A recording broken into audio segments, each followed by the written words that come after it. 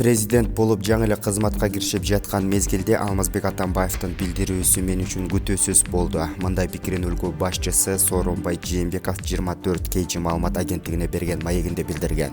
Президентке 20 жылдан бери уланып келе жаткан Атамбаев менен болгон ортодогу достук мамиле эмнеден улам сууп кеткени тууралуу суроо берилген. Мени кандайдыр бир үчүнчү жактардын колу менен жетелеме жетекчиге айлантуу, мени башкаруу аракеттери Атамбаевга адам катары да, экс-президент катары да, партиялаш катары да ар намыс алып келбейт. КСДПнын съезд учурунда мени коррупция жана ТЭЦтеги авария боюнча күнөөлөдү. Иш-чарага Ош облусундагы партия бөлүмдөрүнүн өкүлдөрүн киргизбей коюшту. Алар партия үчүн да, Атамбаевдин өзү үчүн да оор учурда жанында болушкан. Кескин өзгөртүүгө абдан таң калдым, деди Жээнбеков. Өлкө башчы экс-президенттин эмнени каалап, эмнеге умтулуп жатканын түшүнбөй койгонун айтат. Ал ортодогу 20 жыл тууралуу көп айтат. Мындай караганда мен деле ошол учурда жөн эле отурган жокмун да.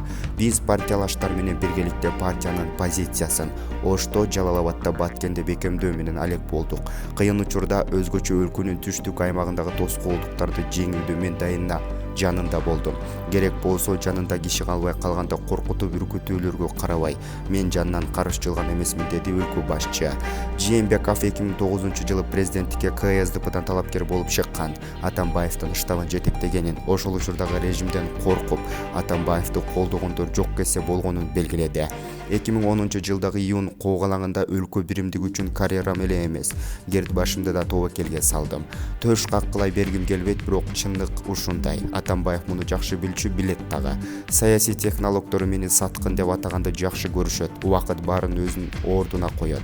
Досум, партиялашым дегенге жакын, бирок достор менен партиялаштар мындай кылбайт, деди мамлекет жетекчиси. Эскерте кетсек, Сооронбай Жээнбеков 2017-жылдын 15-октябрында президенттик шайлоого КСДПнын атынан чыгып жеңишке жетишкен. Кызматка расмий түрдө 24-ноябрда киришкен. Ал эми бүгүн президент 60 жашка чыгып отурат. Булак Спутник Кыргызстан агенттиги.